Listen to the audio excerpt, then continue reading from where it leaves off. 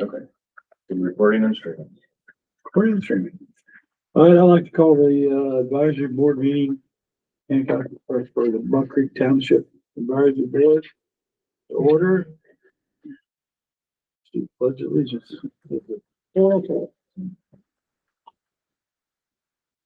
I pledge Pledge allegiance to the flag of the United States of America and to the republic for which it stands, one nation, under God, indivisible, with liberty and justice for all.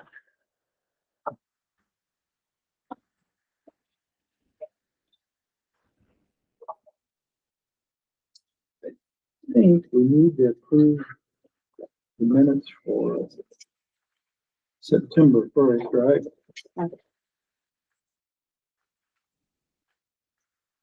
Go with them. Make a motion, we approve the minutes for September's meeting.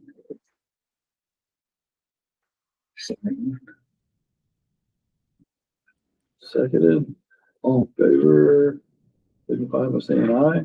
Aye.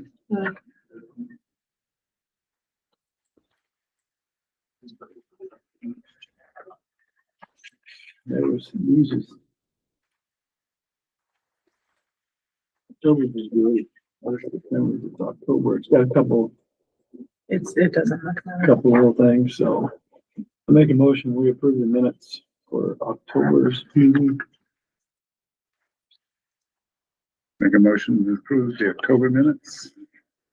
Okay. All in favor, signify by saying aye. Aye. Aye. Here's your October.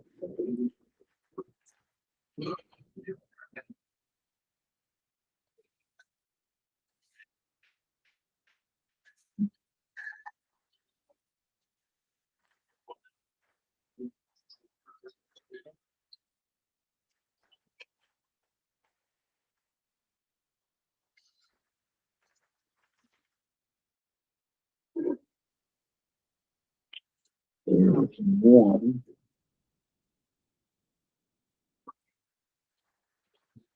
On the receipts and disbursements, Kaylee's home improvements, that people redoing the buildings, painting and all that stuff. Who's on home improvement? Kaylee's.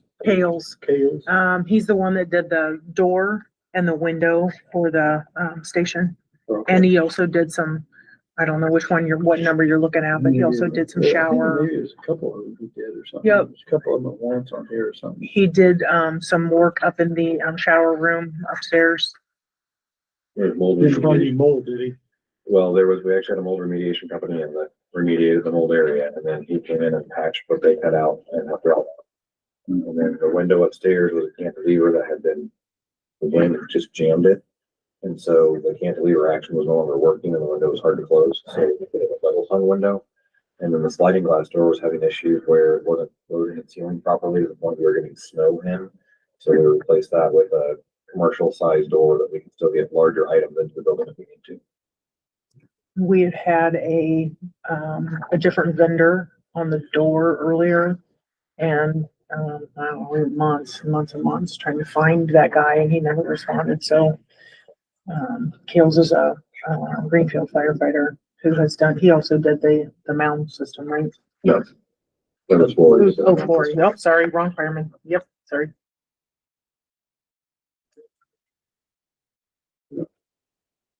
I think when I went through there, there seems anything else that stood out like a sore thumb, but. You guys see anything standing out there? No, Dusty's animal control, what you guys have? Getting around bees nest, so we had getting stung over our shoes. They came out and remediated that for us. Not fun.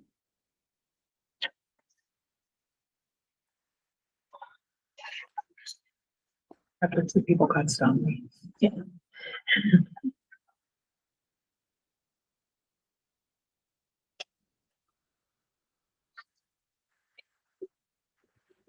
Make a motion that we approve the disbursements.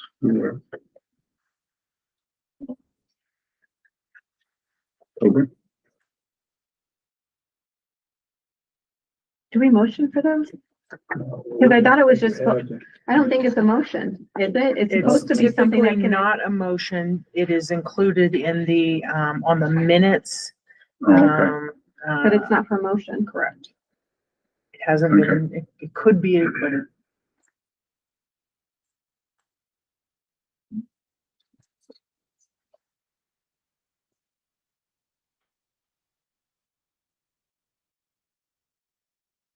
Is that for reconciliation? Yeah. Yeah, don't sign that yet. We don't have that. Are you You don't wanting? have that right now. You don't have it ready? You don't have that. I didn't think so. I didn't see it. All right, we'll worry about that. That's a probably have to come in the office a different time. I can stop by and do it. Yeah. Looks like we're gonna move right on to the union contract. Yep. Hooray. All right, I got like 8 screens going on all at the same time, and I need all of them, so bear with me for just a second. So first, I appreciate you guys coming in early. I know the holiday kind of messed everything up when we went back and forth with emails trying to get the meeting set up. I appreciate you guys rearranging your schedule so we can meet today. I'll introduce myself. I met the 3 of you before. I was the DVP when you were first elected. Stepped down from that position. Chris Collip took over. I've recently been reelected, and then apparently I was in the middle of a reelection cycle, so reelected last week. So you guys get to deal with me for the next 2 years. I've been here with the Buck Creek Township Fire Department for about 15 years, and I've been everything from a know-nothing EMT to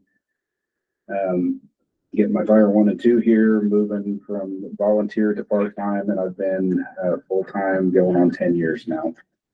And just like the 3 of you and our trustee and Lieutenant Zumwalt back there, we're all membership, or we all live in the township. I live in the township. Lieutenant Zumwalt lives in the township. I know the 3 of you do also, 4 of you do also. So beyond,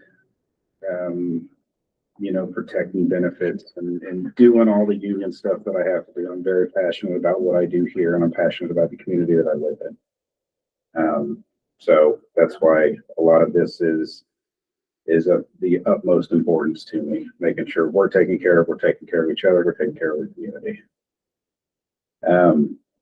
I do apologize for any confusion, any lack of response. Everything was an absolute nightmare when I took over this position.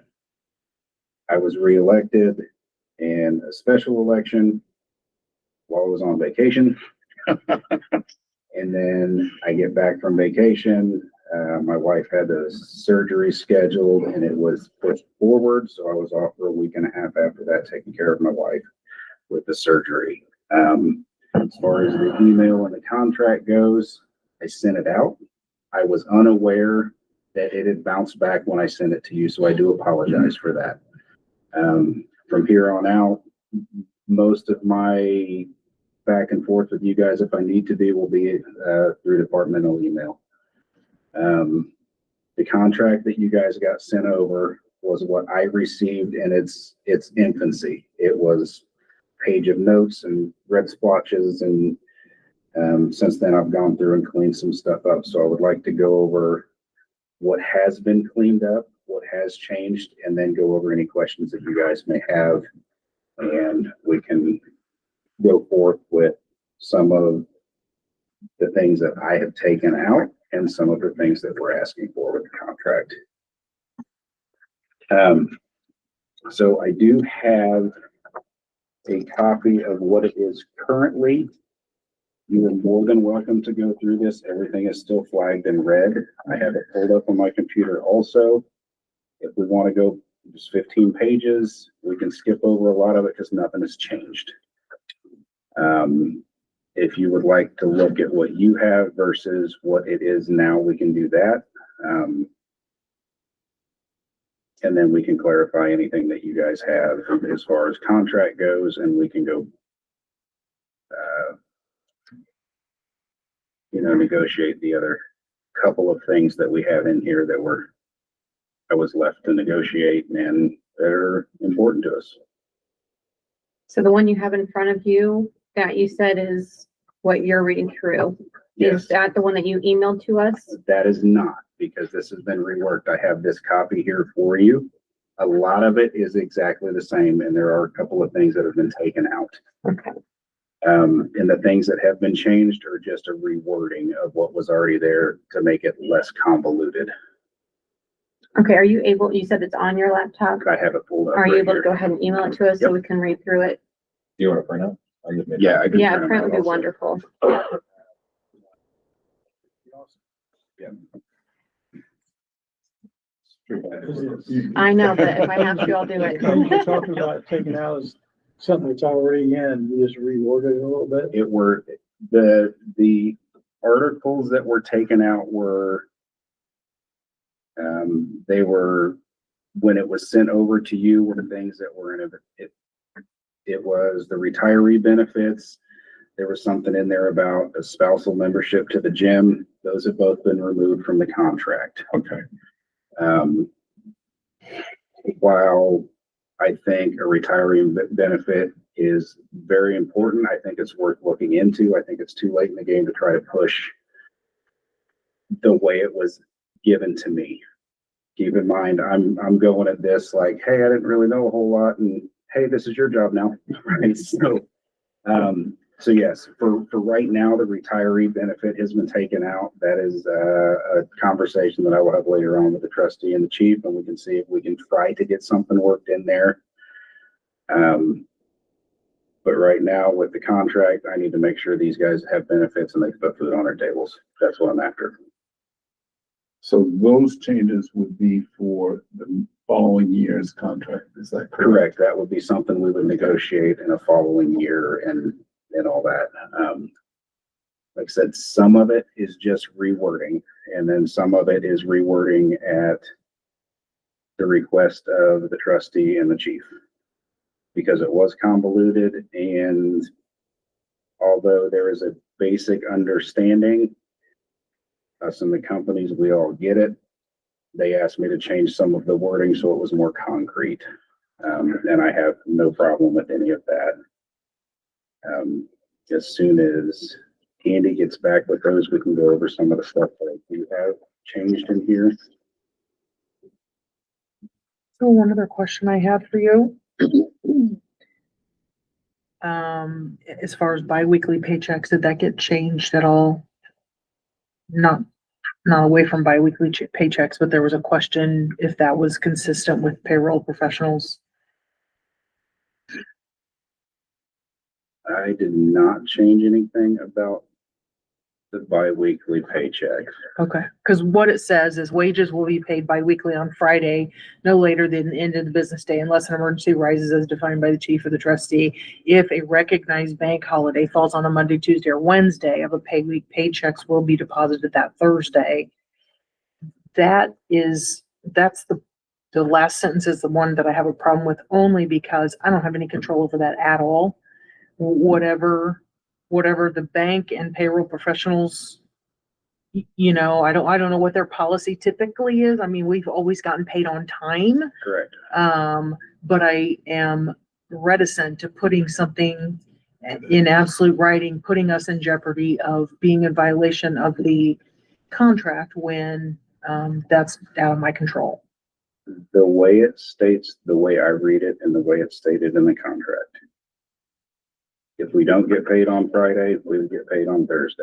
If it happens on Monday or Tuesday, Wednesday, you get paid on this day, or this day. I feel like it's open-ended enough that there's not gonna be any issues. The only day that's not mentioned in that portion of it is Thursday. And most of us get our checks on Thursday nights. I have Right. more copies coming. There's the chance. Most banks are way ahead anyway. Do what? Most banks are way ahead Yeah. anyway, usually sometimes 2 days ahead. And we've never had a problem Yeah. with payroll professionals. The only reason I brought it up was because if they do Yeah. something different and the bank changes something wacky around, now all of a sudden I'm in non-compliance with the contract and I had nothing to do with any of it. I would also constitute anything like that being an emergency of, hey, there's a holiday, we can't do anything about that. The reason that is in the contract is during our previous administration, and the two gentlemen at the back of the room can agree with me, there were times we went to come get our paper paychecks and they didn't cash when we got to the bank. There were also times when we came and got our checks and we were handed our checks as they say, hey, you can't cash that till Monday.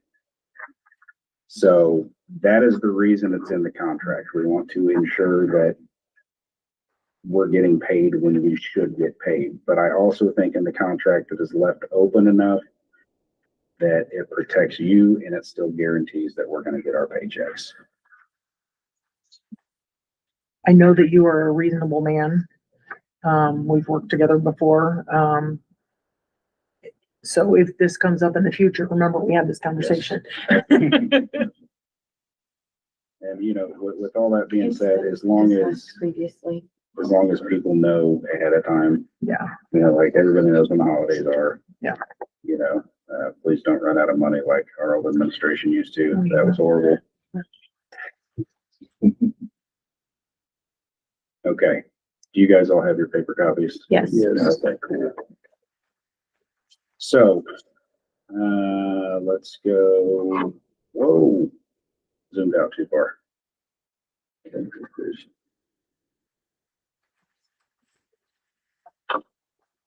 All the way You see it, through. Okay, thank you. you see contracts every day. I do, yes. The first change you will notice, and it should be if those are printed in color, Mhm. the first change you will see is in Article 5, and that is our wage, that is our wages and other one.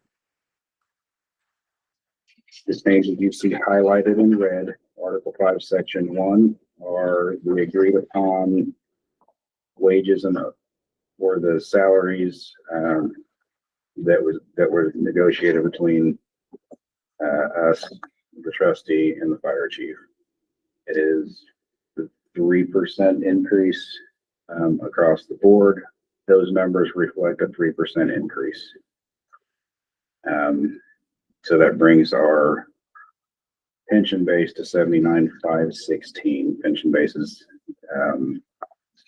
calculated of your base pay plus a step plus your longevity, and that's what gives you your total pension base. Now, with that pension base, the longevity, the pension base is considered everyone with full longevity, even though not everybody is at that full level of longevity, but that's just how you get the pension base. So,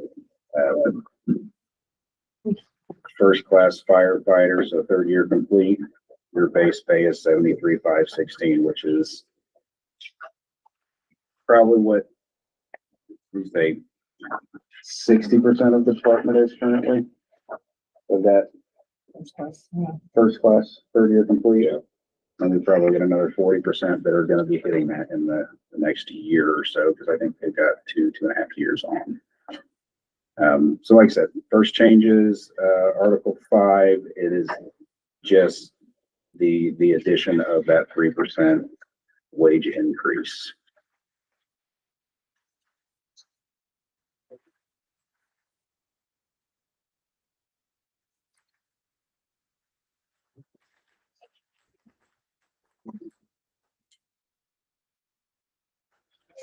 There is not another change until we get to Article 7, which gets into our benefits. The first change in what we had. Go ahead. In Article 5, Section 13, where it talks about IMPERS, the perf, the 23.3%. That was in red on my old copy.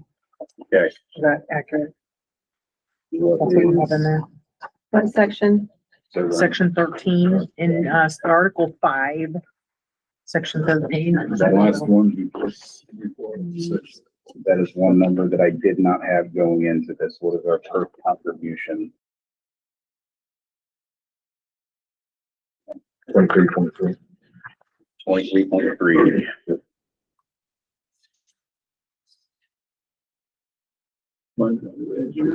No, it's not red. That's something, we don't have control over that, correct? Correct. Okay. So I mean, that just needs to be changed, so it's correct. The first pension board sets that, tell us what it's going to be. Mhm.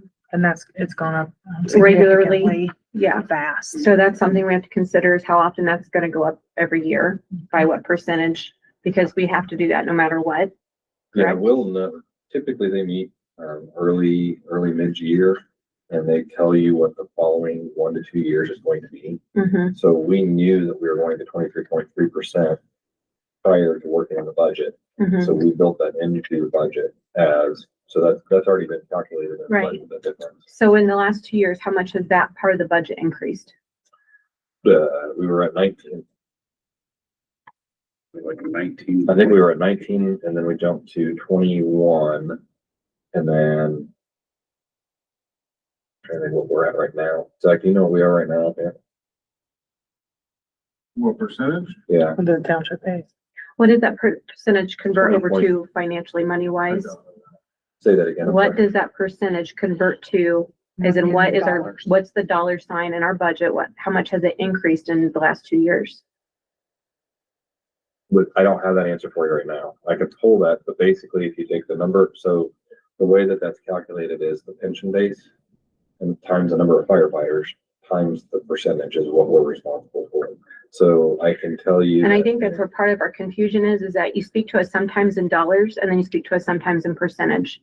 And so you're asking us to clear and give permission for all these points, but we don't know the final dollar because we're speaking in percentages on one side and dollars on the other. So in 2025, the budgeted amount for the 20.3% was $532,834.40. Okay, and then pull up last year's. That is this current year's. You'll have to give me a minute to get to last year. Perfect, that'd be great. The budgeted amount for next year, and I've got those tied into one sheet.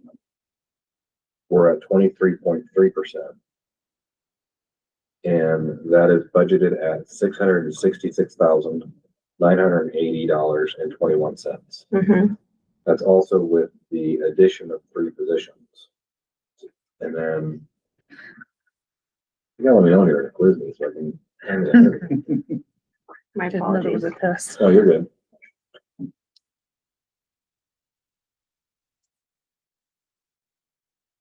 So what up? As long as you 3% promise not to hold me exact on this, because I believe that this was the last, So 100 and something. the approved budget for. So it was 18, looks like it was 18% in 2024. No, 332,780, I'm sorry, 748. That was also, we had a Minus big 9 hire, where we brought in the additional 6, so that went from 26 firefighters to 33. Mm-hmm. So there's not only the increase in percentage, but the increase in number of staff as well. So from 24 to 26, it's almost doubled. Yes, that's kind of what I'm saying is we're coming to the table asking for quite a bit more. And I understand that you speak percentages, but we need to speak dollar signs. So that specific percentage is not one that we have control over. We don't have control over that. And I understand hands are tied, Yep. but that's where when we understand our hands are tied with that and we have no ability to make that change, Mhm. we have to remember that it's coming. Right. So before we start clearing all the other requests that are being made. And that was all built in when we're looking at the total budget, when we do the budget presentation. That number, and I've got it broken out separately. I'm happy to show you where that's at. But that number is calculated in the firefighter salary spreadsheet, Mm-hmm. as well as there's a per line item that's broken out separately as well in the firefighter budget. So we can track those expenses specifically as we've gone through. When we're talking about from the pay increase, for what he's looking at here, the contract's just reflecting what the current perf is. I don't know that I have been given.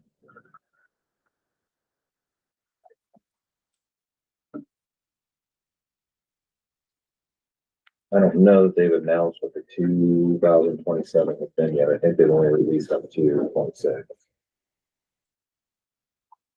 It looks like it's climbing around 3% a year anyway. Yeah, it went from 18 to 19.1 to 20.3 to the 23.3.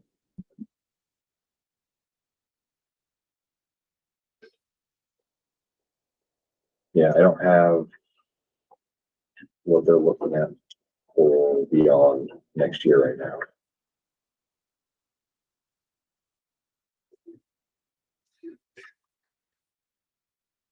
Those are numbers, obviously, that we have to plug into that firefighter spreadsheet. Mhm. So that is separate from the salary piece. Mhm. So the 3% is only on the salary piece, and then Correct. obviously that's This separate. might be helpful. It's a benefit for sure, Mhm. but it's accounted separately. Just with the increase in PERT and increase in the step pay for the staff, our salary budget was don't exact on this, but about $120,000 increase was our salary budget increase. And so that was a step pay for where we have first year people going from first to second year, so they get their $2,000 step pay. That was the increase in longevity for the people that were getting an additional year for their longevity. And that was the increase in the PERT contributions. That total ended up being about 120,000, give or take. So we looked at that number before we looked at doing anything else when we were doing the calculations, knowing that our cost and salary costs just from, I'll call it the natural increase, was the 120. Going into 2027, depending on what the M-First board chooses to do with the rate, they can raise or lower the rate. And historically, they've done both. The past 3 years, we've seen an increase, but we've not seen a decrease. So I agree with you. Yes, that is something that as we look into the budget going for 27 and forward, we will have to take into consideration that there's going to be that increased cost. Unfortunately, that's of all the costs.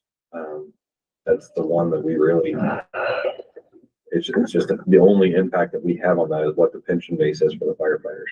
If we increase the pension base, then that amount is going to increase because of the percentage of the pension base. Right. Does that help or did I just make it worse? No, I just hope we're hearing everything we're saying. It helps. I mean, it helps because there's and I've already said it, we go from percentages to dollars, and it would be helpful if we just have dollars across the board. So that is helpful. I've got in the firefighter spreadsheet, I'm happy to print this out. It covers both because I have to use the percentages to calculate the total. I think you guys should have access to the budget spreadsheet, so it'll be on there. I can print you out a copy of that as well if you'd like, if that helps. We can go ahead and move forward. Unless they would like to have it. Good. So the next one is Article 7. Correct. Article 7, Section 1.2 is about HSA contributions. The year previous, we were at $1,440 in agreement with the trustee. It has gone up to $1,500 deposit into the HSA at the beginning of the year. It's just to help offset the cost. Our in-network deductible for a single individual of the department is still $1,600. They've got to come up $100 out of pocket before they can even get reimbursed for anything. As a member with a family plan, it's $3,200 a year. So we've kept that. We bumped it, $60 per employee. And with that, it's a small bump for us, but it also doesn't cover what it used to cover either. The other change that is in there is members hired after January will be prorated based upon date of hire. This is in an HSA PTO policy. We're trying to prevent that money going out. It has happened in the past where that money has gone out and then people go, oh, I quit. So that's why that caveat is there at the end of section 1.2. That is at the request of the trustee and the chief, which I don't necessarily have a problem with it. I don't plan on going anywhere. And if they want to prorate it and do all that math, so be it. So you guys are concerned that somebody's gonna take the 1,500? So you guys just deposit 1,500 in January 1? Why not do it on a paycheck basis? It's a little bit of a pain because of when Who does people, the payroll? payroll professionals, but for each direct deposit, we get charged $2 a check. So it costs us more, costs us times 35 people. It costs us, $70 a month more to do it that way than it would for, to do it once a month. But we are prorating it, and it's quarterly. It's just based on quarterly because we have gotten burned where somebody gets the $1,500 and then at the end of January, they leave. And so then we have to hire somebody. Even if we hire them in August, we used to give them the $1,500 in August, which we already, for that position, we had already given out the $1,500 for the guy that left. And now we're giving out another $1,500, which is why we went to prorating it quarterly to minimize the risk for the township. So to answer your question, there's two parts to that. One is that it's paid out in January because the expense for the employees are front loaded. So our out of pocket is first before there's the reimbursement, before there's the full coverage by insurance. The prorating was simply to protect the budget so that, like she was saying, that for paying out $1,500 if somebody dedicates that position, instead of now paying another $1,500 and shorting the budget, it's prorating to reduce that liability that we have for the new employee coming in. So the next hire in is going to be prorated from the date that they are hired to, so it starts on their date of hire? It's quarterly. It's broken up quarterly.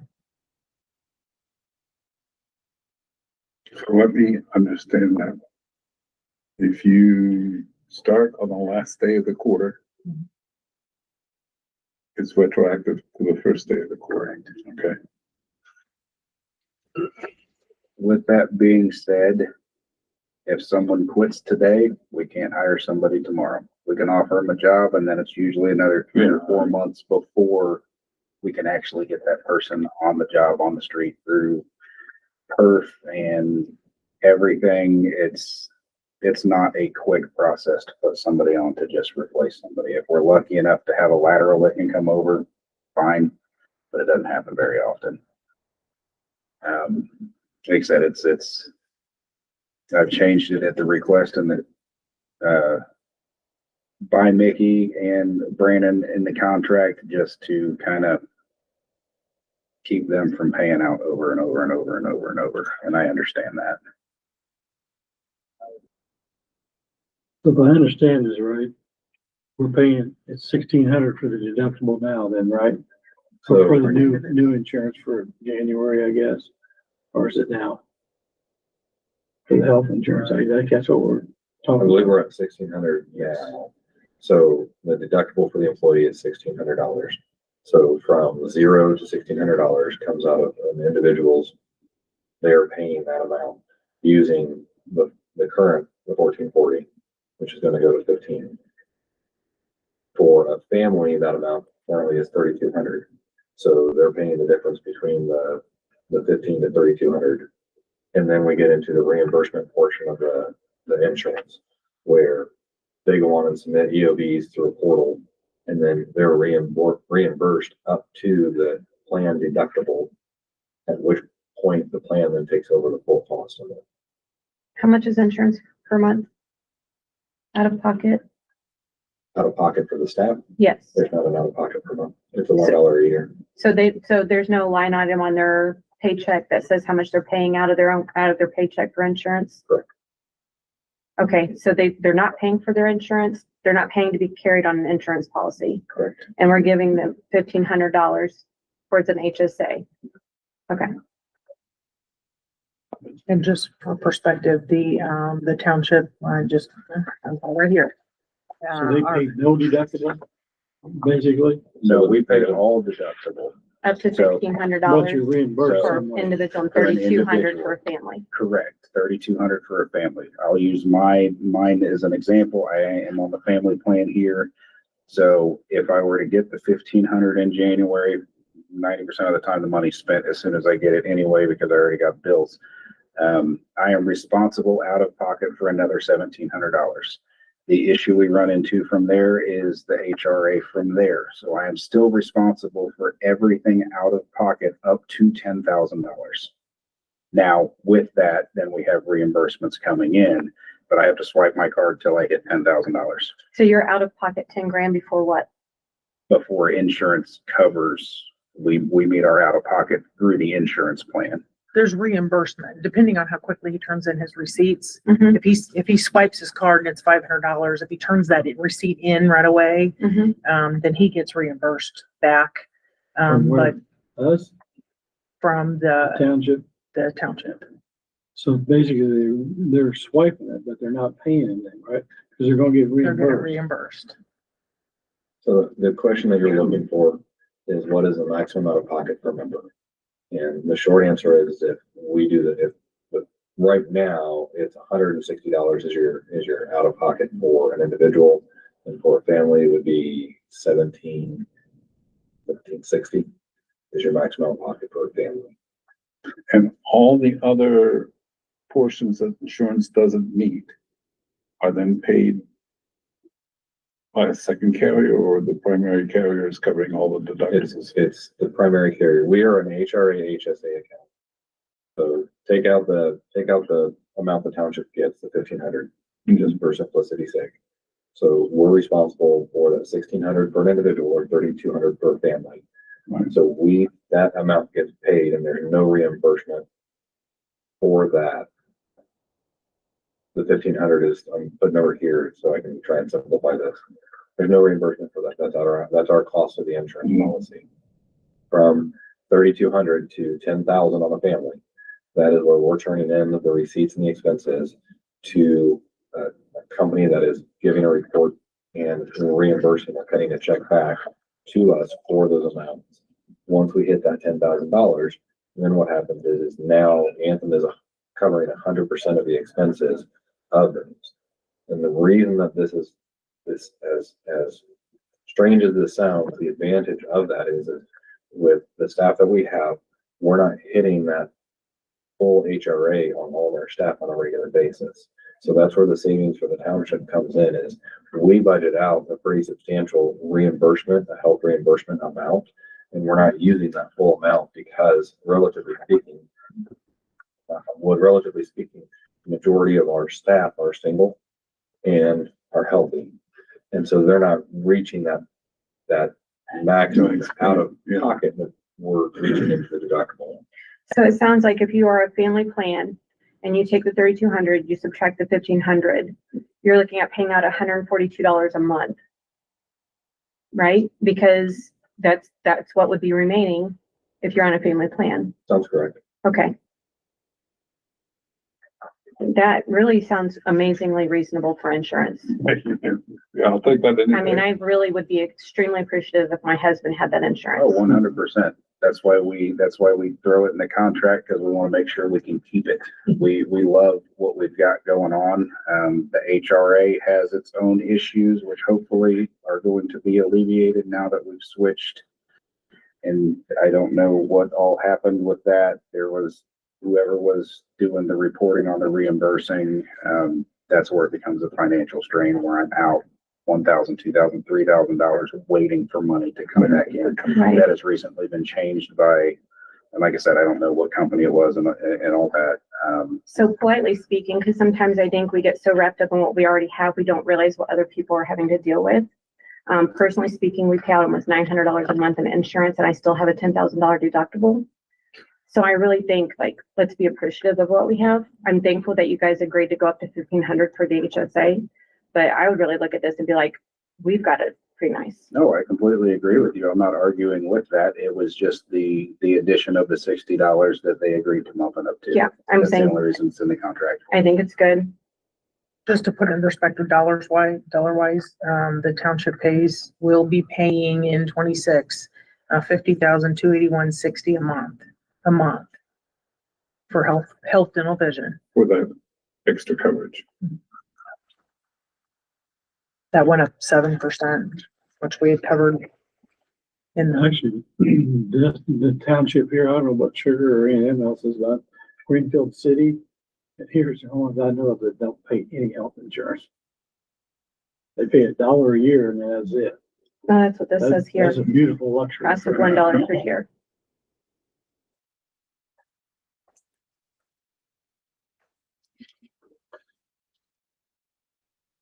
All right, let's move on to the next one. Next change in the contract is still under Article 7. It is Section 4.4. And it is number 2 on 4.4. The amount of the clothing allowance that we were given from the department is not changing. What is changing is the way the payout is given to the firefighters for clothing allowance. As far as I will say, quartermaster system goes, we are provided all of our emergency equipment. We're afforded that they give us, or they pay for the turnout gear, helmets, pair of boots. Then we get our t-shirts, you get sweatshirts, that's baseline. Anything other than that, I say boots, fire boots. Anything other than that, duty boots, tennis shoes, we go from that to any extra equipment we may need. I know just about all of us carry webbing in our gear for self and victim rescue, like 20 feet of webbing and a couple of decent rock climbing rated carabiners are going to cost you $50. That's what we use our clothing allowance for. You buy your pants too, right? Yes, we Your buy our daily EMS pants, which are like $100 a piece. This pair of 511s right here is $100 a pair. Work boots, Oh, yeah. Yeah, duty boots. not duty boots, all that kind of stuff. So as far as the department providing our equipment, we get our gear, we get t-shirts, and they have just pullover sweatshirts for us to wear if it's cold outside. Anything other than that. Hats, like I said, you can run the gamut on everything else that we need for our jobs. That's where our clothing allowance kicks in. The amount is not changing. The township would like to change the payout from a single payout managed by Lieutenant Fontaine that was dealing with all of the quartermaster stuff before to a payout twice a year, first being in January, second being in June, for the same reason of the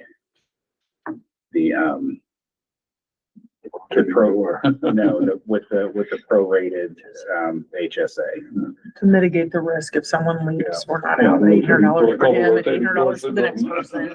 I will say we don't suffer from the rotating door syndrome so much, but it has happened. So that is at the request of the township. We're not losing the benefit. They just want to break it up into 2 payments. I don't really have an argument against that. It's just a change in the contract. Bill, should that second payment be like July 1st, not June? If you want it July 1st, I can change it to July. Well, that takes first 6 months and then the second 6 months, right? The reason it says June is because it's the 6 month, instead of July being the 7th month. Yeah, but So if you give first it on month, 6 month. January is 1 and July is 7, Look, that's we're 6 simple. Our months. job is color coded. If I get paid twice a year, it is month 1, month 6, and then we go back to month 1. If you want to do it in July, we can change it, but I feel like at that point, you're going month 1, month 7. That's the reason it says June in there. That is your But choice. from We June have to agreed. December, We have agreed to the 2 payouts. Are you paying it on June 1? Are you looking at it being paid out June 1? That was, Like, is that, It was active in June, therefore it could fall in cycle with the pay cycle. yes, okay, so, because I hear what you're both saying on, but if you go to pay it in June, then it's January, February, March, April, May, June. That it takes that payment in January would go through the June month. So that would be 6. And then in July, you're paying all of July, August, September, October, November, December. That's the other half of the year. So that's why I'm asking, is this June 1 it's being paid out, or is it July 1? That's why. I will transfer back to Nikki and what she wants to do with it. It was just listed as January and June, and when we were talking about that, we did that intentionally, so that we could try and follow it in sync with, it would just be a separate deposit or a separate check when we do the payroll deposit.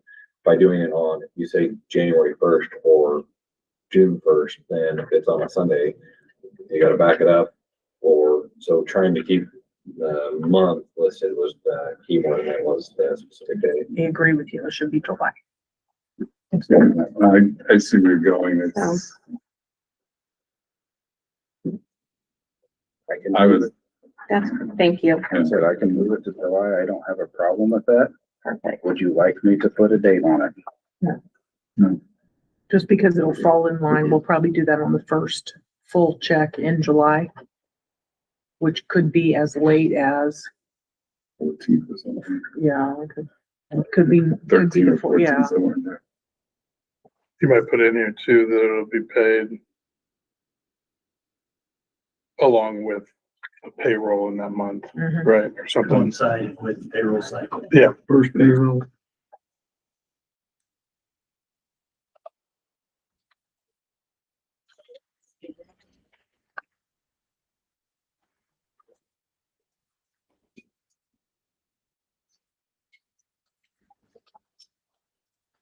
I don't think I ever want to be other than like, No,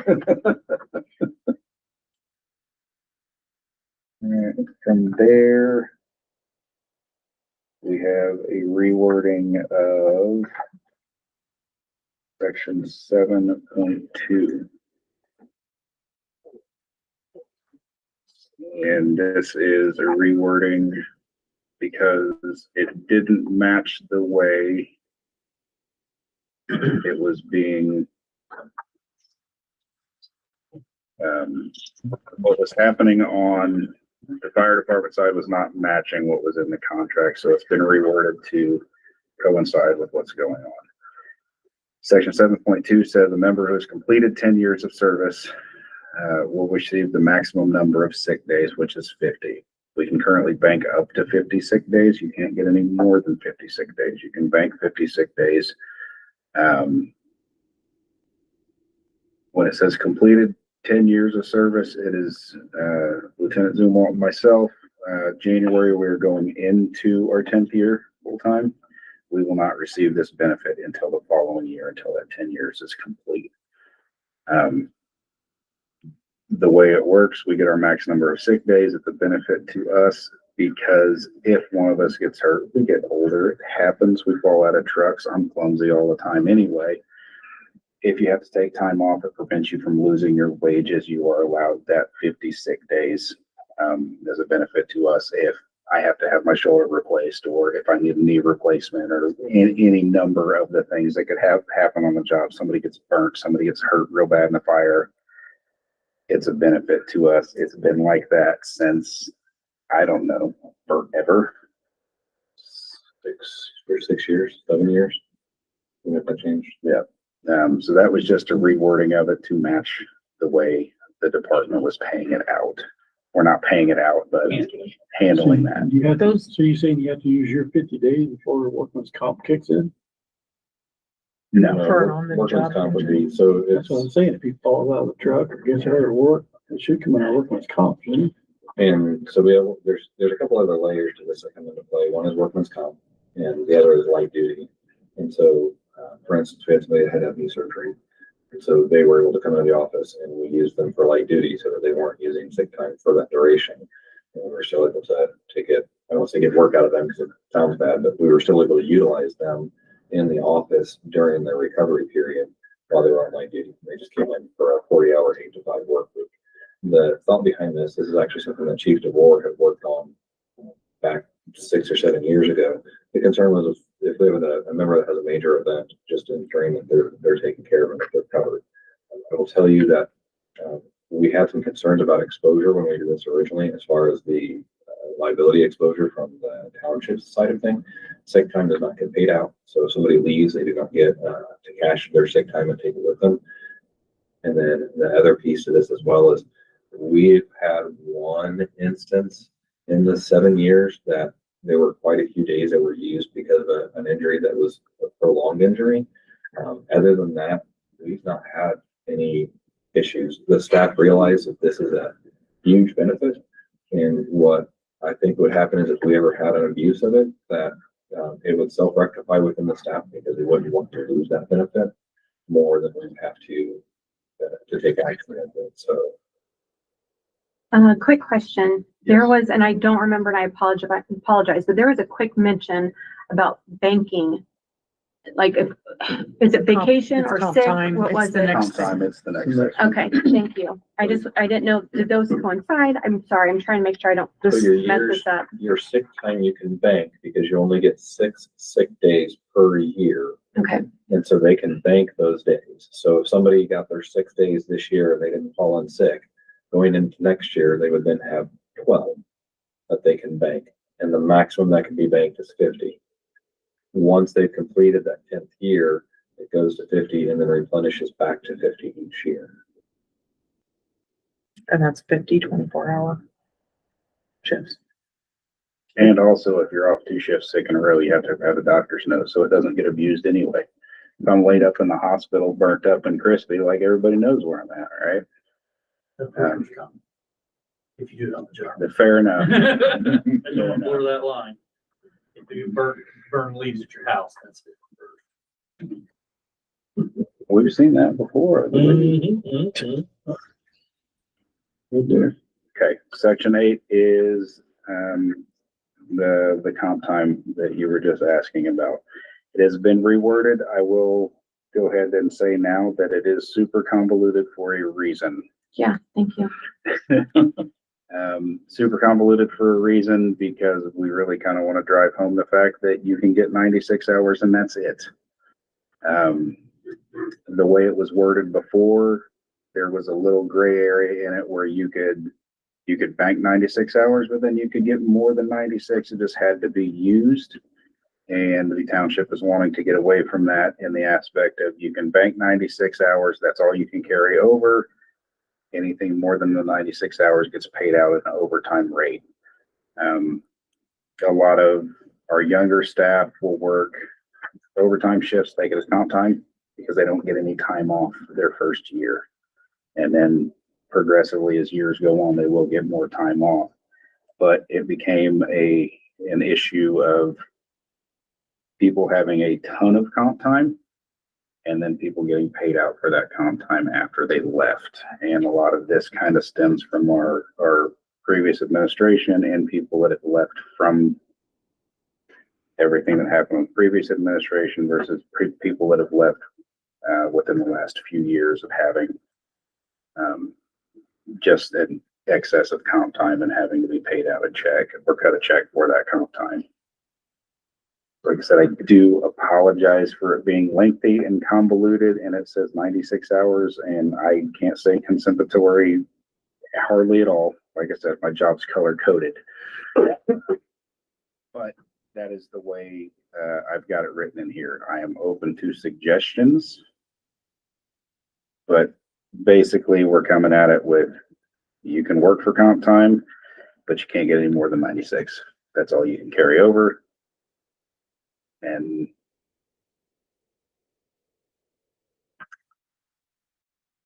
yeah, I think that's a really convoluted way of saying that.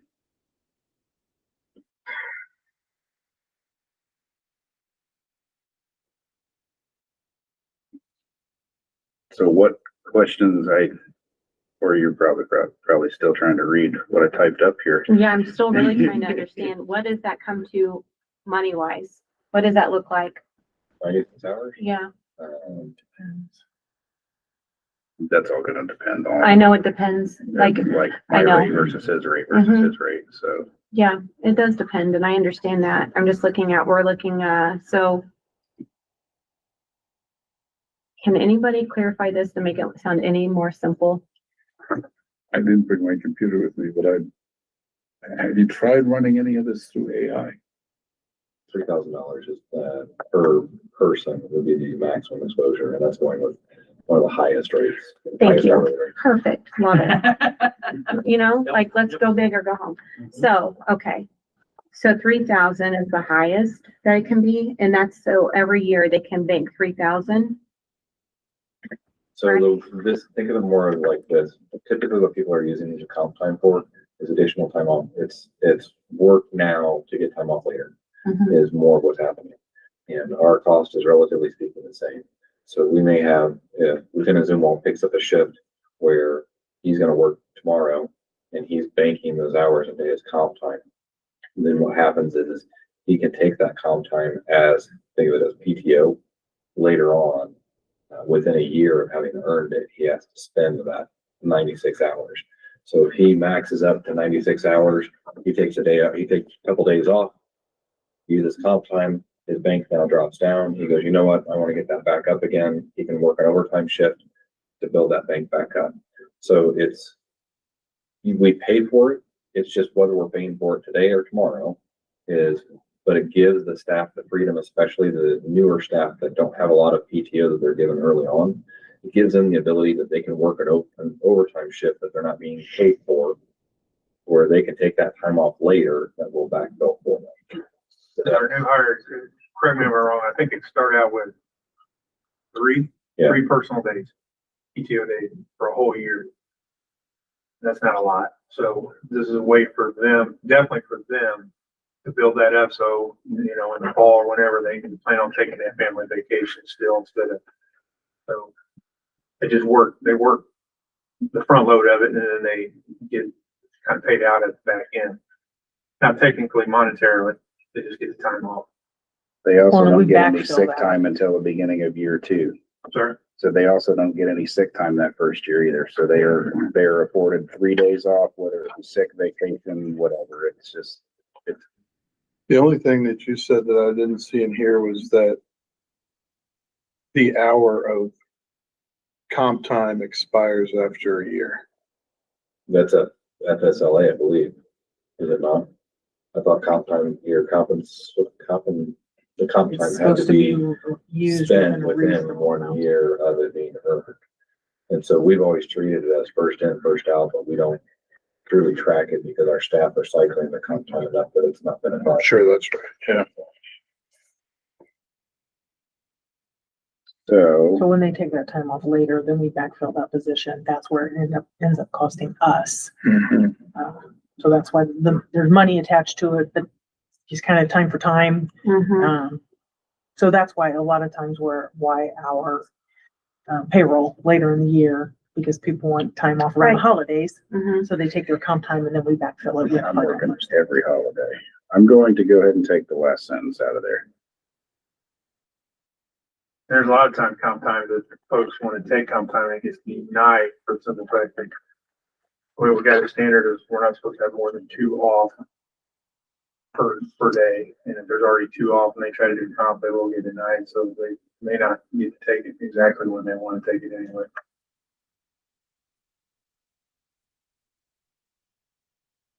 So the way it reads now, comp time can be occurred during the year and be banked up to a maximum of 96 hours. Any hours over the maximum of 96 hours is to be paid out as overtime, which just means you can't get any more comp time. They got to pay you for it. If we're in an overtime situation, comp time is extra, just like overtime is.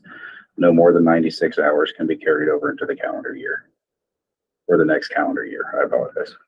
And yet this is gone. Mhm. Yeah. So what you're saying is if you have 96 hours, you work over, you're gonna get paid, not, I'm getting overtime, Yeah, you don't not have a comp you time. can't get. Correct. You don't have a choice. But can you take the 96 hours in a row? Time off. Yes. If it's scheduled and staffing allows, the only time that can't really be denied from me is sick time. If I'm super sick and I call in and I'm like, dude, I'm dying, I'm not gonna get that denied. If I go, hey, I want next Thursday off and there's already 2 people off or somebody's on a Kelly with 2 people off, I can't take my day. It works the same way PTO and comp time. As long as staffing is met, people are able to use their time, take their time off. Yeah. And if you're under 96 hours, you have the choice of whether to get Correct. overtime or. Correct. Okay.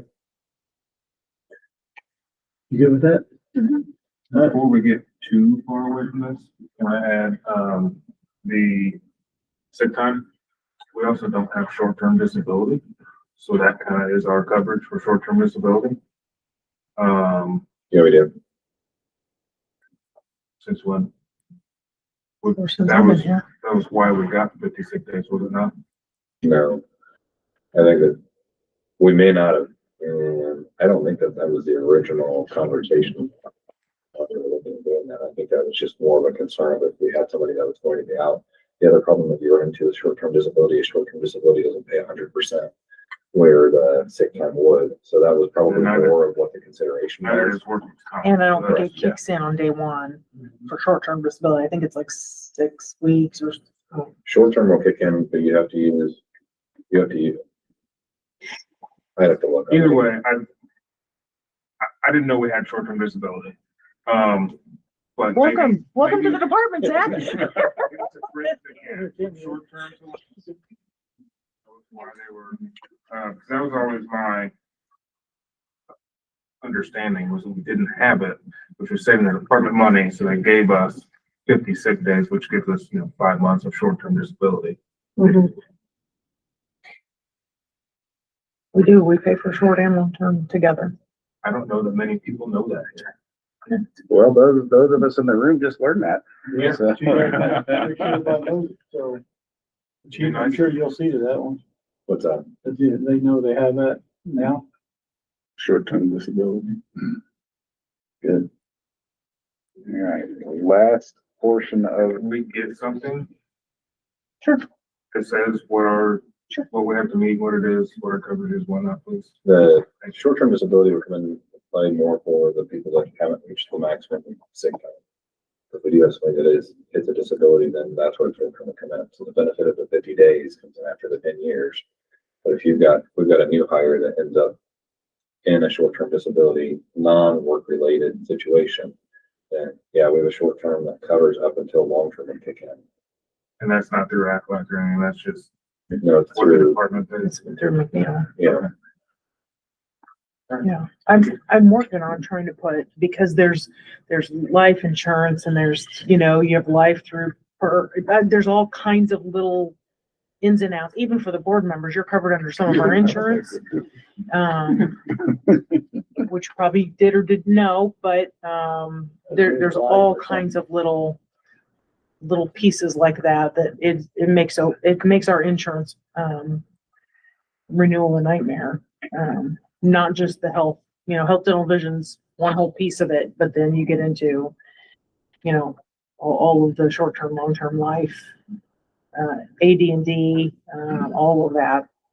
It's a whole other subject. So where did they get that information? Because it sounds like they don't know that it's available. So where can they get that information so they can read through it? Yeah, I would like to put a whole collection together of all of that, because it's difficult for me to keep up with what those are. Somebody comes to you and it says, what's our coverage on? Well, when I get my coverage on a yearly basis, I get a packet of about 50 pages immediately. Yeah. So I'm just asking, like, when do you think that might be available? I don't know. There's nothing that we've ever handed out for that. That is part, it comes in a 5-hour meeting worth of insurance junk that, it hasn't even been approved for next year yet, honestly. But it's not new, the short-term, long-term. When do you finish your insurance contract negotiations? Do they go through the whole Which year? kind? Okay, but that's, I think most of our property and casualty, the no, I'm talking about health, dental, vision, benefits for firefighters. it's all of it. So some of it's in January 16th. It was their stuff through Provident. January 1st, December 31st is the Anthem stuff. It depends on. So at the end of first quarter 26, do you have all the stuff? Yeah, we should. Okay. Is it possible, with the help of the insurance companies, to provide 35 packets of information for these guys? Yeah, I think it's probably better to condense it to one piece of paper for Whatever you put it on. Well, only because what you're looking for quickly is, do we have coverage? And then, if yes, we need to, then we can look into one Or of maybe, these. or reference a source for each of Yeah, that. so that, I mean, this is what typically, which has all Okay. kinds of Yeah, all the because those- details and those crap things in are there. awful, I know. Yeah. Yeah. You know. I'm thinking that this is more helpful, at Fine. least. Can we Yes. get them a sheet and the first Yeah. quarter with all their benefits kind of spelled out? Yes. Is that helpful to you guys? And that I would love to lets know us what I get the get. stuff. I'd like, especially with health insurance, I'd like a full packet. Right. Maybe the things that we don't use very often. Well, they bring those at renewal But or during our open enrollment for health, dental, vision. That stuff is provided. I'm sure Anthem is like ours, that the state police is, it's online. You can look up anything you want to look up. Yeah. And maybe it's reference online I think pages. that's what- I've got an email that I can forward over. That is That's what we from get. our, That's how we get, how we have to check what we're capable of. I would still prefer. Well, we paper get, but, copy. yeah. Absolutely. What I'm saying, as far as the email that we get from like Capstone for all the property casualty, AD&D, life, well, it's like 70 some pages, which has all of that in there, plus all the, I mean, it's got a lot of junk that you don't need. You're just looking for what is the benefit. And then if you need to deep dive into that, then we can get into the 70 some pages. Or I'm assuming that's what you're looking for. so the Yeah, short-term, just something, the short-term disability that we have is for non-occupational injuries, working at home, getting injured, etc. It pays up to 66 2/3% wages for up to 180 days. The long-term disability that we have is for occupational and non-occupational disability that exceeds beyond the 180-day waiting period. Accident and health is for work-related injuries, on-call, folks getting out of a truck, days for lost time due to injury, and then the Provident Accident and Health Policy provides a variety of benefits associated with covered activity, which includes but is not limited to emergency response.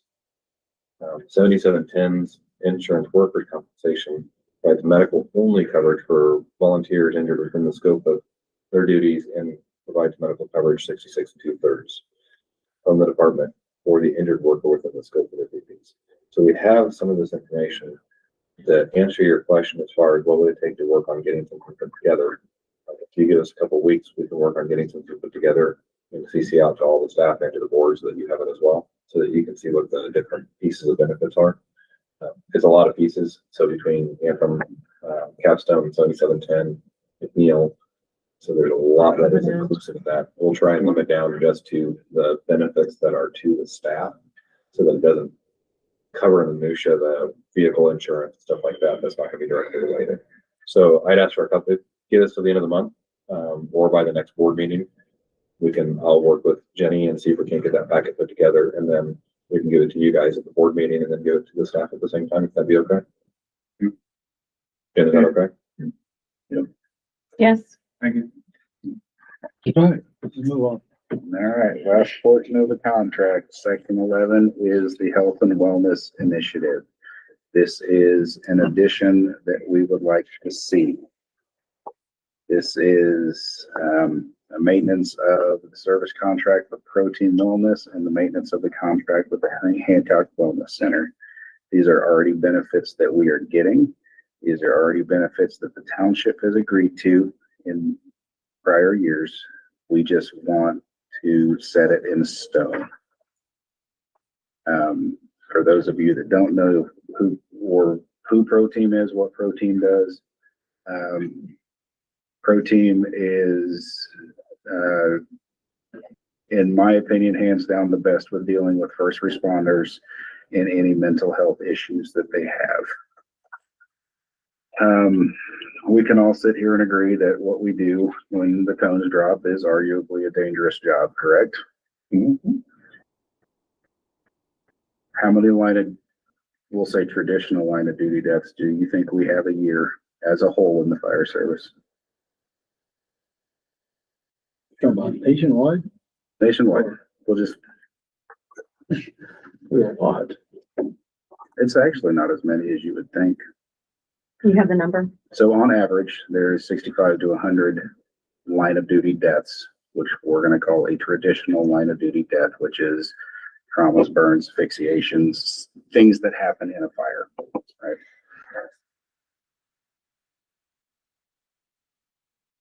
There is a study from the Firefighter Behavioral Health Alliance, the FBHA, which tracks the rates of suicide for firefighters and EMS workers. There's an estimated 130 to 150 firefighters and EMS workers that commit suicide every year. That math alone shows that we are twice as likely to die by our own hands than we are in a fire. That is why we want Pro Team Wellness. As someone that has been in some pretty dark spots in my own life, Pro Team is a godsend. And this is, I don't know what the contract is. I don't know what any of that is. If it keeps one of our fellow firefighters from ending their own lives, it is worth it, 100%. Because I have been in that situation. And one thing I can say about Pro Team is there are a few people that are taking advantage of this. With that being said, that is open dialogue and conversations. So other people here know that there's somewhere to go. There's people to talk to, and we can rely on each other a lot heavy with each other. It gives people opportunities to work through their problems, and if they see something, say something, help out their shift mates as a whole. Can I add to what the Pro Team is? Absolutely. So Pro Team Wellness is a division of Pro Team Tactical, I believe. Yes. They do the physical therapy, rehab, that kind of stuff. The wellness does all mental well-being stuff. Sleep studies, behavior changes, substance abuse, that kind of stuff. Every person that works in Pro Team Wellness is either has been in public safety, police, fire, military, whatever, or has worked exclusively with public safety for several years before they're allowed to work at Pro Team. I too have used them. They're great people. I think that they have a different view into us than a normal therapist would, just because they understand what we do, how we think, why we think. So it's just a little bit more background on who they are. You know, with that being said, we do also have EAP, and I will try to keep my word short with it, but EAP is a joke for us. We call it EAP, they go, hey, so-and-so can get you in 2 weeks from now. And then you call whatever therapist EAP is recommended, you get through your hour-long conversation. They go, well, I don't really work with first responders. You need to go talk to someone else. Now, if someone's mid-crisis, we can pick up the phone. We can call Pro Team ourselves. We can call Pro Team for someone else. The peer support team that we have we've got our own peer support team here. There's a county-wide peer support team. They can call for you also. And it is, at the end of the day, it's keeping us safe and making sure, you know, any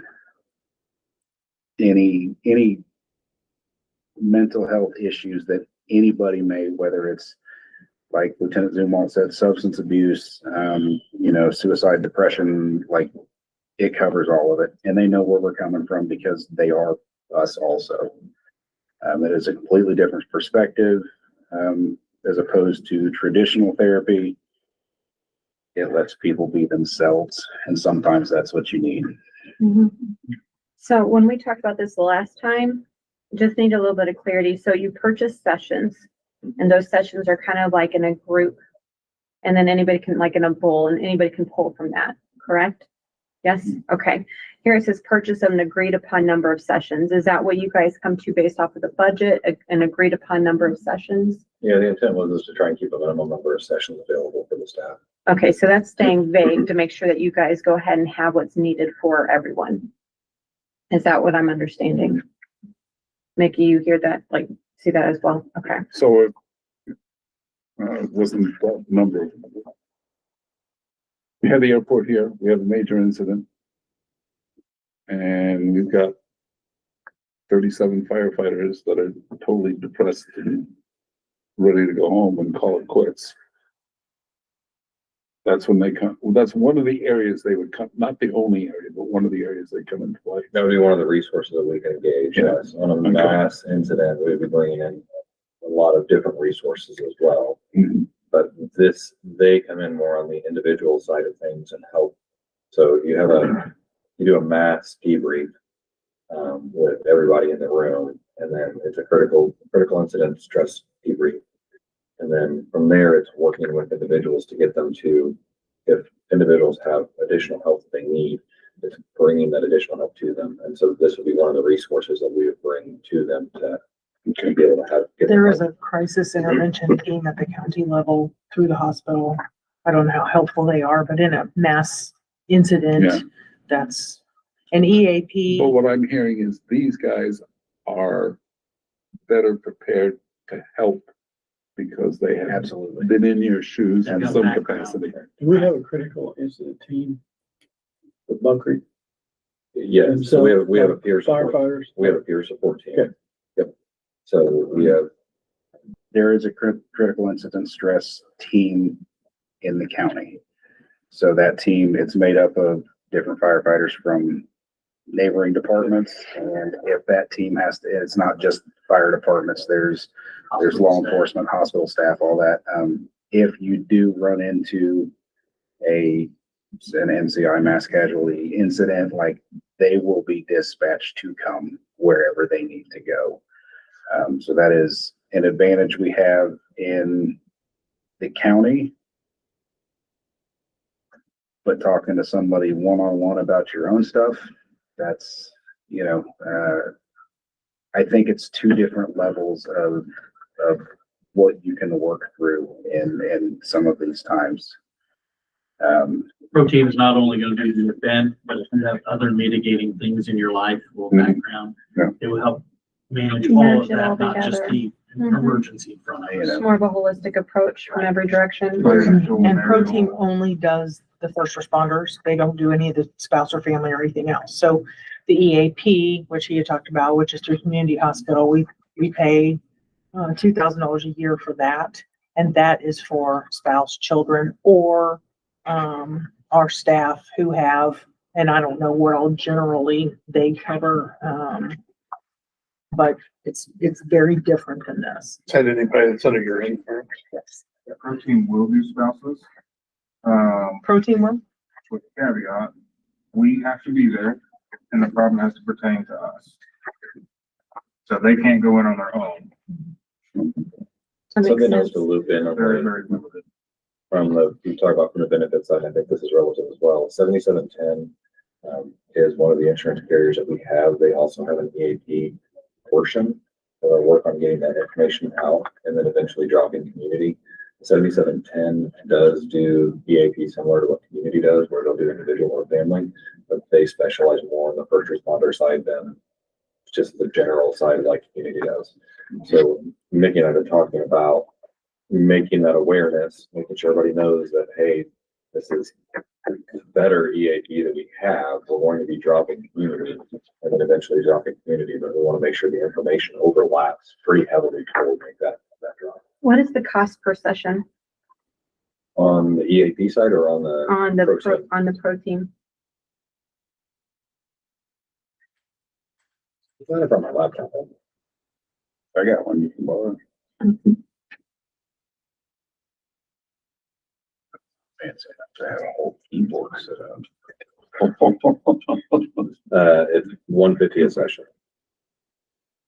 How much? Is that directly out of township pocket, or is there insurance that can be used for that? Do they not? Like, how does any of what I'm asking make sense? Yep, so part of, so there's one piece that's not covered by insurance, and that is the sleep portion, which is a pretty substantial piece.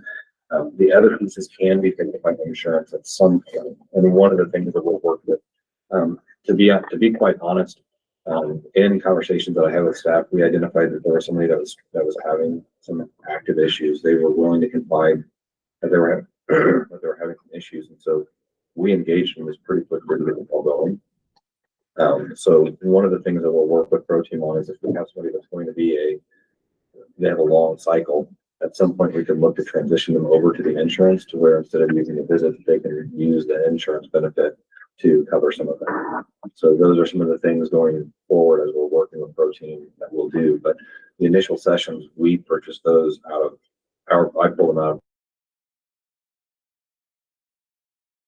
And we bought 35 sessions that it was 5,250 to get us started out because I wanted to make sure that we were taken care of. Mm-hmm. But you're saying moving forward that there is a possibility that insurance can help cover some of the costs? Yep. So if it's somebody that's going to be, I think that you'll find that 1 to 3 sessions, it sounds like it's been what I've heard a lot of the average has been for most folks. If we've got somebody that starts going beyond that, then we'll work with Pro Team to work with insurance and see if they can't transition so they're not depleting the number of visits out of the pot and using insurance to cover those visits as opposed to. I'm just looking at how can we get more visits? Like if we include insurance, then insurance is covering visits, a portion of visits, then we can purchase more sessions. Is that the wrong way of thinking? Yeah. Okay. Think of it as if we can transition somebody to use less of the pot visits and use insurance to cover the cost of the visits. So the same idea, just.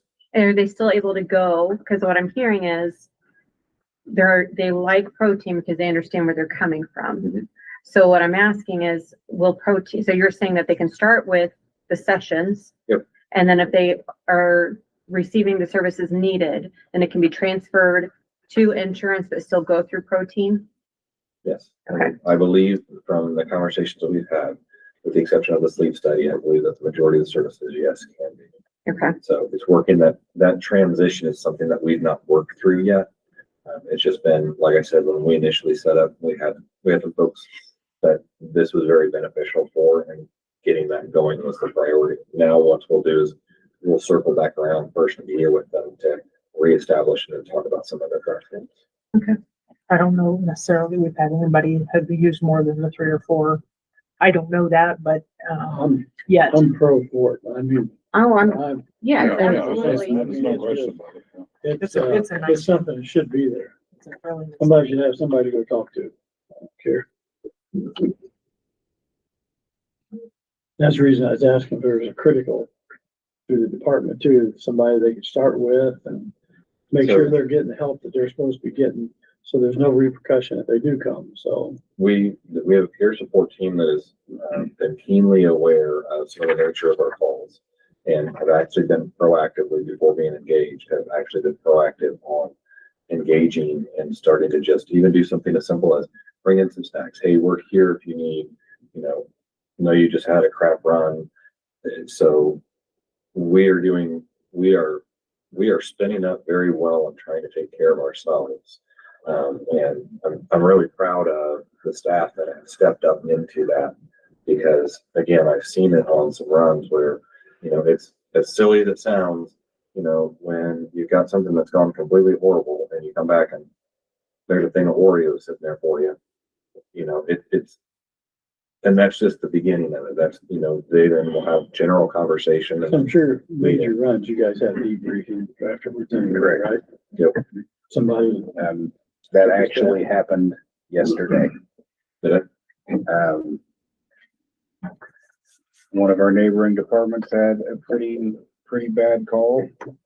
And it was something as simple as we're out in the bay going, hey, we should go take them ice cream and let them know if they need us that we're here. That happened yesterday. That's right. So. And there was an email amongst the peer group, double checking with contact number 2. Correct. So they've got their group, we've got our group, we kind of just did it as a shift. We worked very closely with the other department, and it was just like, hey man, like this sucks. We're here for you guys if you need anything, and all of us have access to our peer support partners. Likewise, we have access to their peer support partners, and it's just, we're working really hard on this side of things because, it went unnoticed for a very long time. And I think it's absolutely fantastic that people are willing to talk about things now, because before it was shut up, do your job, go back to work, and I didn't know that you could identify a body by a titanium knee replacement, you know, and it was kind of one of those like, ah, that's weird. And then you make jokes about it when you get back to the firehouse and like, you're like, oh man, that was really messed up. Right. You So know, sometimes that's how you process. absolutely. We are kings of horrible jokes at the dinner table. And sometimes that's what's needed. Okay. Do our peer support people, do our staff, is there a situation in which our staff would call Sugar Creek's peer support people for, you know, maybe something sensitive inside the, Yes. Absolutely. And we're working to Absolutely. solidify So that. just because Sugar Creek has their own peer support group and we have our own and Greenfield's got their own and Vernon has their own, sometimes people may not be comfortable talking with people that you've worked with for the last 15, 20 years, you know, sometimes things that you're like, I don't know, I'd rather talk to somebody with an outside perspective. So we all have access to everyone else. And it goes the same way with us. Just the other 4 career departments in the county have access to our peer support. It's not department wide, it is county wide. We are all here for each other. And I think it is a very, very big portion of helping people get through that first step. You know, you've got peer support, obviously, you know, crisis intervention or critical incident stress is number 1. That peer support can help bridge that gap. And then from that peer support, then you can get into something like Pro Team. If they're like, hey, we have this resource, right? And this Pro Team is us specifically. It's what we're working with, you know. But just because we have the contract doesn't mean we can't suggest that to somebody else. do the other departments have protein as well? I have no idea. But it is those of us that have used it that know their expertise and know that they get us will be the first ones to go, hey, you might have to pay for this out of pocket, but like you should probably go talk to these guys, right? So And how many peer support, how many peer supporters do we have here and how many are in the other departments-ish? I think we're at 10 on shift, Oh, or 10 in the department. 10 in the department. And the other shift, the other departments are still working on theirs, and we're working to coordinate that Yes. at a local level through the union to have more of us have a framework there. Right now, we're working independently and calling each other, and they're working to solidify a plan and a way to do that.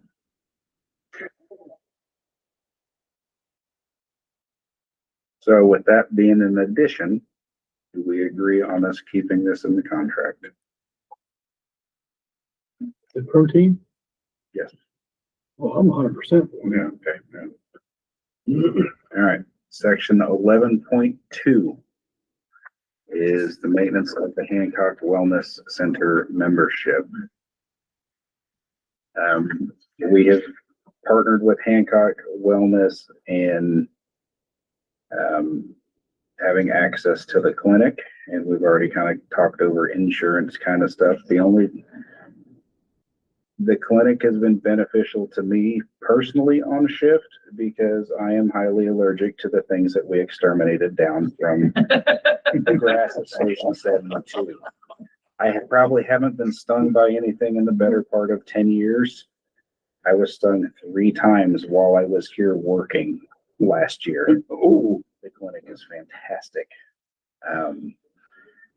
With that, I know we didn't talk. I know it was brought up before about, it's my understanding that a spousal membership to the gym was brought up.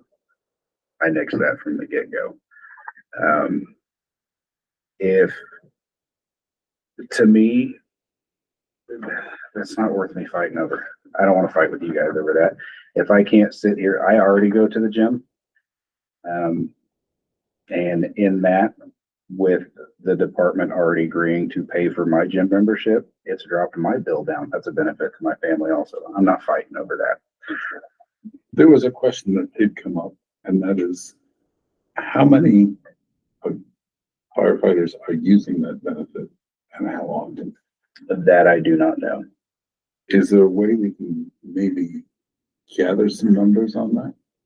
I think we had to go back to, correct me if I'm wrong. We can't, whether we want to know those numbers or not, we use the clinic, right? And that gym membership has now been tied to the contract for us to use that clinic.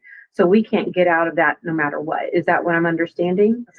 So that's why it didn't even matter if we found those numbers, because we now have had our It's hands that tied. emergency clinic that is the key, and the wellness side of it is Wait, the benefit. today, tomorrow and Wednesday, just as an example, they're doing, flu shots for our crews that they go over sometime between 9 and 10. Mhm. They're running them through the immediate care center. They're running them, we're taking our insurance card, they're running that. That's not the employee clinic, but there are a lot of little benefits.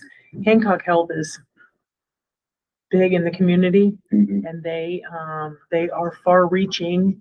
And just until recently, we dealt with, Dr. Mike Fletcher, and he did everything but stand on his head if you asked him to. He was amazing. He's the medical director for Gateway. And if he could make something happen, he would do it. They have been really incredible to work with on several different levels. Yes, it is a little bit of an overlap because we already have health insurance, but to have it right here where the other townships don't have Gateway right here. They're trying to bend over backwards on encompassing other benefits to cover other things, physicals and some other things. They're working with us on that stuff. So yes, it's tied up into the employee clinic piece, but at least my perspective is that there are a lot of other benefits that come with that, not necessarily just the $55 that we don't have any options to pay for our employees who may or may not be using it. But it is it's part of that. It's not like we could do the clinic piece and the gym separate. They put it all under one and said, you have to now pay this. Is that what I'm understanding? Okay. So we really can't do anything about it. No. And before it was like $28 a person or something just for the clinic. Yeah. And they changed their whole model. And so now this 55 in addition to the 28. Yeah. Okay. It's not an option. I'm good with it. You're good with I'm it? good. It's like. We can't do anything. 55 to go to clinic. Well, I mean, They just getting a gym benefit out of it, what it amounts to. with that being said, there is a lot of benefit to that when it comes to health and wellness with that. I mean, I know we're sitting here arguing about something that you guys say you can't do anything about. No, and I don't mean it in a way no, that's I'm condescending. I'm It's clear. really why would we pull a clinic from you guys that is beneficial just because they added a gym membership to it? So what I don't appreciate is how they did it without there being any ability for us to review contract. And then where I needed clarity is we already have this in here. What we see is that this is binding. Okay. And so how it was explained to us is whatever's in here in binding, it is from year to year. It can't be changed. This is the first time it's actually been discussed and it can be changed. Okay. So that's where my frustration was, is that somebody else can change their contract, increase us $33 per firefighter. And now we have to figure out how to find it in the budget when that's not the original agreement we had in the union contract. Correct. So that's where I was saying this is not right. Oh, I do understand your So, side of it. but it's not that I'm saying we can't do anything about it. We're just gonna have to give it to you guys. We hear where there is a benefit for the clinic. I don't appreciate how they just quickly added something else to it, charged us an extra $30 and said, here you go. And just for the record, I think I shared this with Kenny, is they came in, they brought the contract to us in January.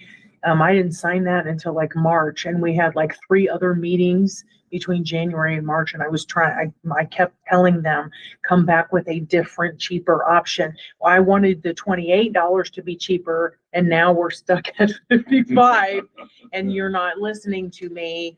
But then when it goes up to 70 and when it goes up to 80, when are we Yeah. gonna step back and be like, hold on? I agree. That's what we have to look at it. And yeah, well, the fact that the clinic is right around the corner and our family has used it a couple of times. And Yeah, right now it's costing the township about $2,200 or $2,400 a month.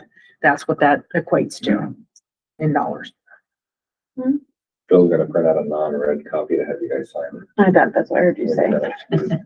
I've got 3 other very Are you quick doing it now, things. Phil? Yes. Where are you screwing it out to? I'm changing colors on it at the moment. Give me just a second. It'll probably end up going back over there because I don't think I can print to the office from my computer. I'll run and grab it for you. Board compensation, first full check in December. Is that okay with you all? It's fine. I sent a schedule of next year's monthly board meetings. And there are lots of discussions to be had. I did get, a request today from the reporter that they need those dates yesterday. I gotta have some input on, We send them, we change them, we want to. No. well, the March, I guess how I read the email is like, the email kind of read to me as these are the dates. these are the I took the second Tuesday and put them on a calendar. Right. And then I went through the state calendar and made sure that those matched up with, The state some of them demands, you have to do the, first Tuesday after the first Monday, whatever. And made sure that we are meeting those dates. But like the January 6th, January 13th and February 10th, they're not negotiable. Those have to be, but like February, the March 10th, there's nothing that's requires the March 10th meeting. The April 14th meeting, there's nothing that requires it. May 12th, June 9th, July 14th. None of those are binding by any state requirements. And I didn't know what your desire was to continue to meet every month. I think last year or this year, sorry, when we tried it, we took off a month and it kind of sounded like we put a jam in things by taking a month off. Like it pushed everything into a certain month and then we had to quickly get everything figured out and we didn't have time to review. So, I mean, it sounded at that time, it really sounded like there wasn't the ability to take any months off. Well, not all townships meet every month. So that's what I understand also, which is why that'd be okay for us to take a month off, especially because in October, don't we have 2 meetings and that got switched. Help me here. You're laughing because you know where the confusion came. Because we usually have 2 meetings. We usually have 2 meetings in October. We scooted that, the first October meeting, we scooted it to the subject matter to be the September meeting. No, that So was now way too much in 1 month, which is why we took a month off during the summer. So that because we believe we are having 2 meetings in October, so that we did not cram so much into September, and none of us were prepared for that September meeting because it was not scheduled correctly for October. So there needs to be at least 2 meetings in October, I feel, so that we Well, the can. reason for the 2 meetings in October were for the public hearing and then for the budget adoption. Mhm. Those have to be at least, 2 weeks apart. Right. 10 days apart. So, but you can meet for your public meeting. We can do that in September and only have 1 October meeting, which would be the budget adoption meeting. Oh, okay. As long as everybody's on the same page, because I do not think it was clearly shared at all this year, what was going on until there was mass confusion. Okay. On many sides. So as long They as were published at the beginning of the year. I understand, Mickey, what I'm saying is that there was confusion. Okay. So make sure that there's no confusion. So if we're just doing 1 meeting in September and 1 meeting in October, then everybody understands what that meeting in September is for. And I prefer when we have it, let's say on the second Tuesday of the month, always, as opposed to shifting it unless there is a government Yeah, this is the requirement. first one. Yeah. That This we is all never the- should Yeah. have did. The only, problem that I have personally is the the August 11th, which is the budget preliminary, meeting, presentation, the budget preliminary presentation, August 11th, which would be the regular day. I'm out. We've already scheduled, I have to by law attend, your meetings. I can do that via Zoom, or we can switch the date. I don't care. Let's switch the date, but the consistency certainly does help. Okay. I will resend Okay. these dates, so you have them for your calendar. Any thoughts on the March, April, May, June, July? There's nothing that statutorily requires those. That's what we did this year. Did we skip July or we skipped June? We skipped one in the summer months when there was nothing around. July. Yeah, so we'll skip July. I mean, we can skip July and we could skip April if you want. I mean, I'm fine with that, April and July. Do you want to do a double skip? We can skip both of them. Well, the other thing too is realizing that if you find that you need to schedule a meeting, you Yeah. can, you just have to have notice prior to holding the meeting. So if you get into April or July and need a meeting, if there's something urgent, we can get that addressed. so I've got April and July of skipping. Other than that, there are 2 meetings in January. Can we Required. combine the 2 meetings in January? No, they're required on Their, their the specific. exact date is. Okay. Set. So it's the 6th and the 13th. I'll send these out to you. You don't have to remember this. So, but He's getting everything covered. but like I said, the August, September, October, November, December are kind of I mean, I have a statutorily clean required. signature page sitting right here, if you guys just wanna go ahead and do it. Make a motion. The Do we need last, to make a motion or do we just need to sign? I think we should probably make a motion on this one. Make a motion that we approve the contract for 2025 with the Buck Creek Township Professional Firefighters. 26. I'm sorry, 2026, yes. So make a motion that, we approve the contract as presented As amended, and amended, yeah. because you made amendments to it during, until it wasn't as it was presented. Exactly. Okay. Amended. Yeah. I second. Oh, motion's been made to approve the 2026 contract for the fire. Buck Creek Township. All in favor, signify by saying aye. Aye. two other things just to bring to your attention. Thank you all very much. Salary, Really appreciate it. Thank you very much. salary resolution Okay, yeah.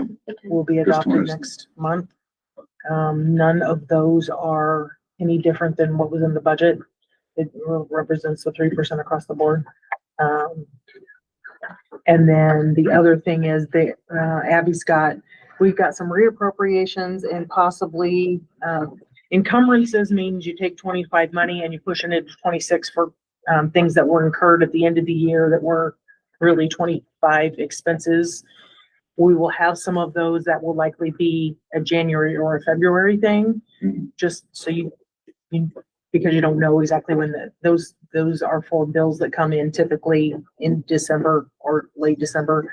And then we will have some reappropriations, which is, some of the cash reserves, will need to be reappropriated. For example, we've got money in, Trust Indiana, which came out of, rainy day. We don't have a budget for rainy day.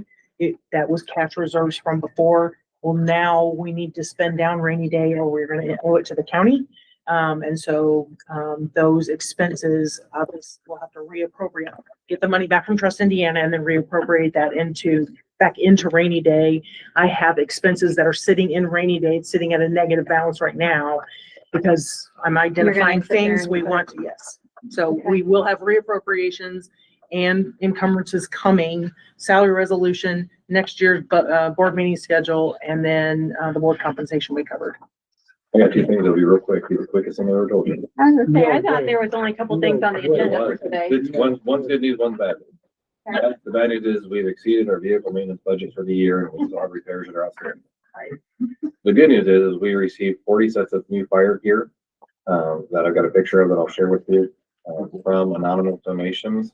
A majority of that bill will be covered. So I'll let you know what the exact amount of the anonymous donations are once we receive the final count on that. But, out of the 40 sets of gear, I think we're gonna end up having probably 30 of those. Oh, that's wonderful. So And I assume those are corporations around this. they're anonymous donors. So what? I was just asking. Okay. Okay. For maintenance, right?